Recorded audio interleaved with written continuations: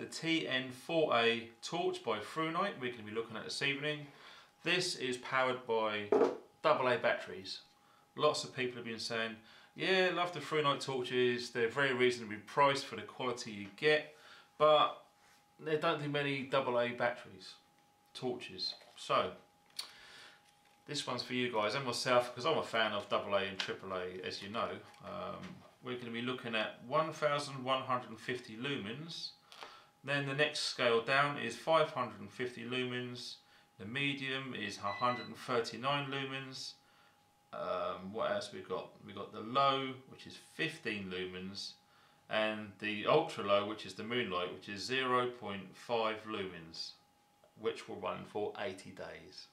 That's insane. And also you've got the strobe on there as well, if you really want to attract attention. I'll put all of the specifications at the end of the video because there's just too many to read through. We're just going to be here all day if I'm going to read through all of those. So, what you get on most of these torches, especially the higher end ones, you get a spare seal which will cover the button, and a few O-rings as well.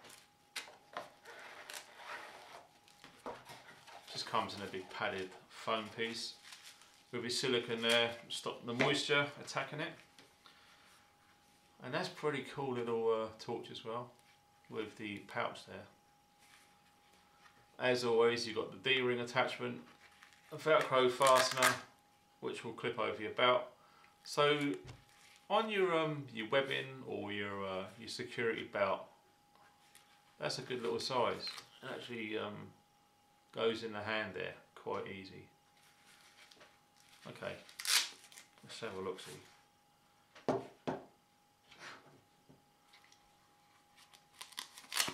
Here's a good close-up of the pouch. It's mildly padded, it's not really thick. I should imagine it's because they want to keep a low profile. They don't want a big Nalgene bottle holder for it. And it's just got an elasticated back there, so it fits in nice and snug. A big Velcro closure's been reinforced. It's a nice touch. And for the little torch itself. Now you've got to admit, that's kind of cute, isn't it? Again, for a comparison of size in your hand. You can actually turn it on like that, that's cool. Right, let's have a nice close-up of what she actually looks like. It's got the orange peel reflector, as you can see there. Again, it's quite thick and toughened glass, so you can drop these around and it's not going to break very easy.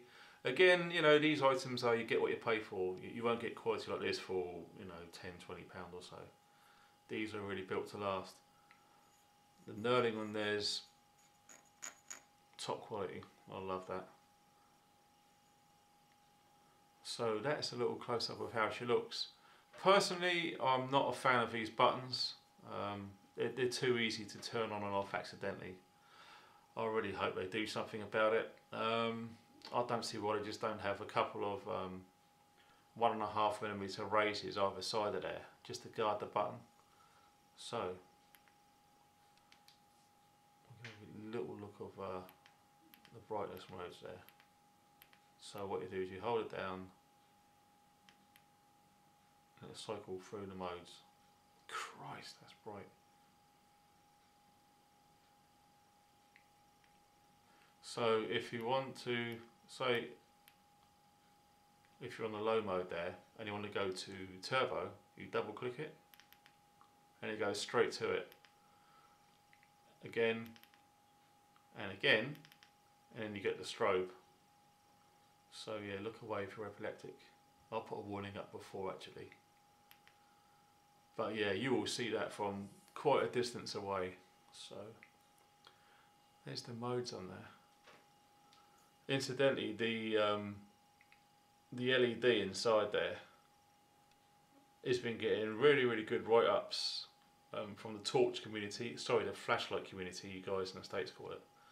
It's really performing very well. So the people who've come up with the design, it's taken years to perfect. Once they've got it, it's proven quite stable as well. The heat and the temperature, you just use your common sense. You just don't leave it on for hours and hours and hours on the maximum setting. So yeah, that's pretty much a quick overview of the flashlight by Thrunite, the TN4A. So let's have a look inside. And I quite like this compared to the TN36 because there's not that many threads on there. The TN36 has far too many threads in my opinion, and you can very easily cross-thread them and screw it up. But with this one, not the case at all. And let's have a good close-up of what you get there.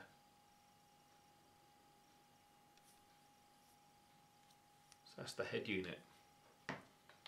And this is the carrying piece, and that's all it is, a stack of batteries. Now the best thing of these, you can put these in any way you want and it will work. It's foolproof, you know, so it's spot on.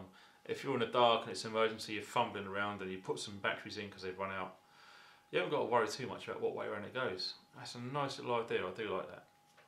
And incidentally, before I actually put the batteries into this cartridge, the soldering around the gold springs there is very, very good to a high standard, and I should know because I'm an ESA qualified solderer, which is the European Space Agency, which is one of the highest in the world, so I know what I'm talking about when I see a good soldered joint.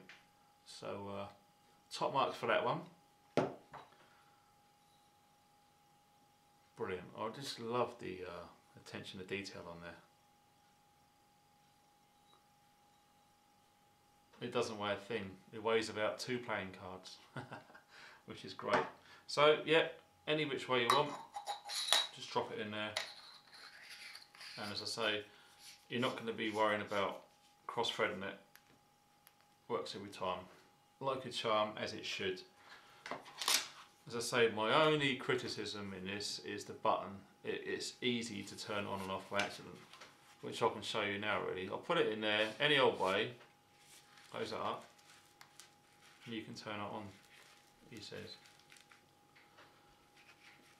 There it is, it's on. So you've got that in your Bergen,